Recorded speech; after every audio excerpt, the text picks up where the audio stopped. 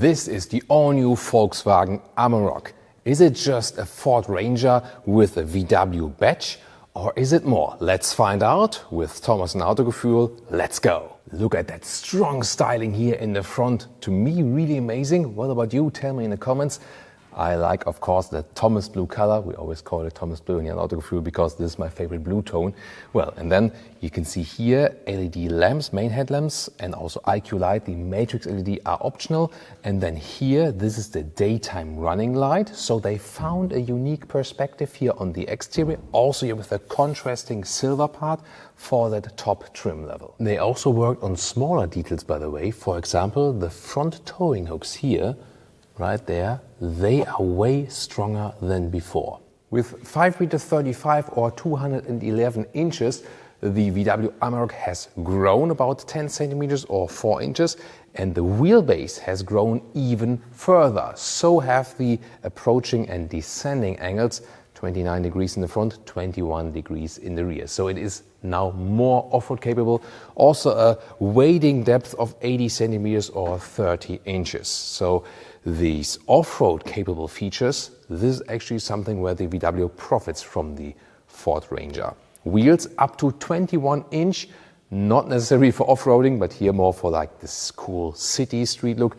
If you want to have this one as a very cool vehicle also inside the city, it's still off-road capable, of course not that practical than with these huge wheels then for off-roading, but still looks definitely amazing. Here we also have a version with side step. This is the top trim level, as I said, the so-called Aventura.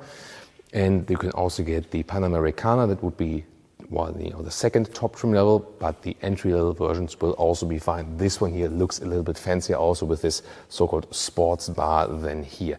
And definitely, once again, with the color and the contrasting features, I really like the styling. Also here in the 3/4 rear perspective, it looks stunning, doesn't it? Looking forward to your comments. Also here with the LED signature and huge stamped in Amarok lettering here. This is the double cab with rear passenger compartment and shorter bed. There will also be the single cab version then with a longer bed and just the front seats. I'll give you the length figures then when we take a look here underneath this cover of the bed.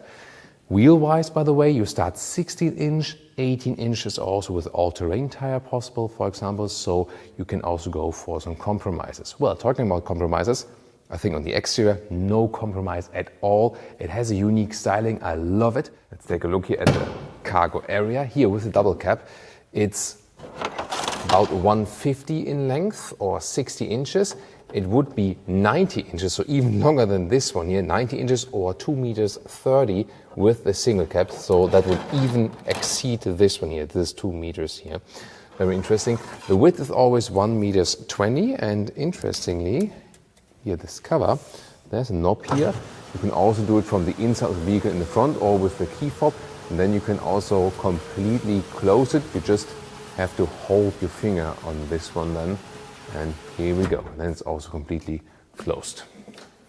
Maximum payload is 1.2 tons and maximum towing is 3.5 tons. That counts for most engines, just not for the lowest, for the base engines. But what about the interior? This will be a challenge. Key fob, VW logo, but definitely the Ford design from the key fob. Then here the handles, chrome design with the keyless entry, like this, and door closing sound. That sounds rugged. Inside of the doors, here for this top Aventura model, here the controls for the windows and so on. This is, it's okay, nothing special, premium. Interesting here, when you want to open the door from the inside, this is the way it goes. Then here you can see the VW steering wheel with real knobs. That's good to have, digital instruments. These seats here from the top level Aventura, also Panamericana, these are covered in animal skin surface. However, you can also get the base fabric seats, and the middle trim level gets the microfiber seats. These would be way to go. Seating position here, nice and upright and comfortable. As for the ergonomics, as we know it from pickup trucks, a lot of headroom, even though one wheel is 89 or 602, including shoes. Well, and the steering wheel has a manual control, in and out, up and down. This is, by the way, this control you feel Okay, this is the column from the Ford Ranger, indeed.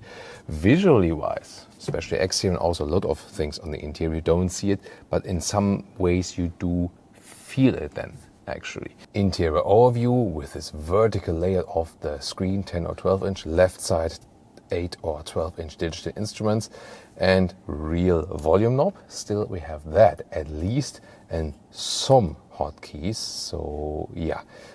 But more has moved into the screen, definitely, soon showing you more about that. In the lower part we have a very, very thick shifting lever like this, so this conveys some ruggedness definitely of the vehicle. USB-C and USB-A charging, and on the top part here there's another cubby hole and the normal glove box like this, not dampened. On the top part then here's the dashboard, in this case with a soft cover. It does look a little bit like the Ford Ranger, doesn't it? From the inside, from the outside not at all, but from the inside it does a little bit. Instruments, in the Amarok you get digital instruments, and you also have some off-road information right here. It's a very nice visualization indeed, and this then also here the typical Volkswagen style. Infotainment system in 10 or here 12 inch, the vertical layout, and you can see you do have the VW software on there.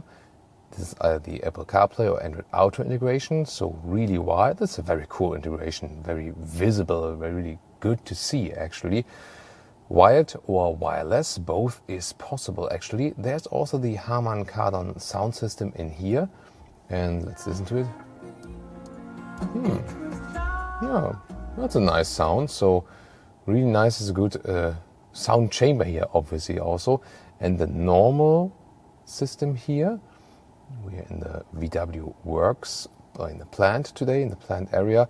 So the normal GPS, yeah, it does the job somehow, but most of the time you will use Google Maps anyway, I guess. In the lower part here, for the different off-road modes, for example, this then here the normal rear-wheel drive, and here and also with the off-road gear reduction low. And also here, hill descent control and the differential lock. Cup holders here, they are not really adaptive.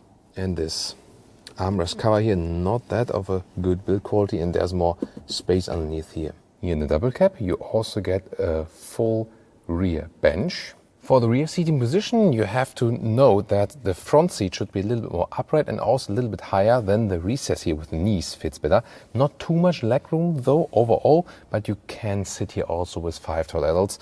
Headroom wise is also no problem. It's actually decent in comfort, even here on that middle seat. Once again, just the space here at your knees, that gets close when the car is full of tall people actually. Also here, power supply, a rear socket, and also 12 volt on the rear. You can also fold up that bench, but then for example just for the emergency equipment and stuff. As for engines, this is the biggest diesel, 3-liter TDI with around 250 horsepower. There's also an entry-level 2-liter TDI available. And then on the petrol side, 2.3 liter with some 300 horsepower. All the engines come from the Ford Corporation and not from VW. Well, you might wonder, will there be some kind of a Raptor version for, like a Amarok R? It's not exactly planned yet, but let's say there might be something coming at some point. And what might also come is a plug-in hybrid version based on the petrol engine, and also maybe fully electric. We'll see what the future holds, but the concept would be ready. It's not decided yet. So what now? I think exterior-wise, they really have created something unique. I love it. Interior-wise, well, it already smells like the Ford Ranger. That's the thing. They did also implement own infotainment and instrument software and so on, but if that's such a good thing, that is also questionable. Interior-wise, yeah, they did do something visually, but still it gives you the feeling of the Ford Ranger from the interior. And then the question is if I want to pay the extra price for the VW. Overall, still, it's a very likable pickup truck here in this very segment, and also the off-road features are also without doubt, both for the Ford Ranger and the VW Amarok. The thing is, you can criticize this corporation, but it's something perfectly normal in the car industry.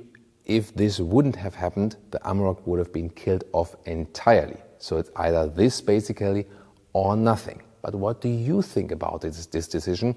Tell me in the comments. Do you like this new generation? And Maybe you also want to see an off-road feature of the previous generation. That was also pretty interesting. And of course, the Ford Ranger here, we tested it as the Raptor.